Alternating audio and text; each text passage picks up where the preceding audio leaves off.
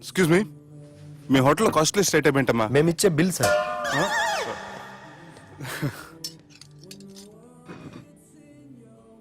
సుబ్బు బాగుంది, చాలా క్యూట్ గా ఉంది. అందుకే ఆ పేరు పెట్టారు. నైట్ ఎక్కువగా సౌండ్ చేస్తుంటే కొంచెం ఇబ్బందిగా ఉంది. సౌండ్సా? నాకు గొరక పెట్టి అలవాటు కూడా లేదే. కానీ కోపం వచ్చి పళ్ళు కొరుకుతుంటే చాలా స్వీట్ గా ఉంది. పళ్ళు కొరకటమా? ఆ టైంలో మీ అన్నలు గుర్తొచ్చుంటారు.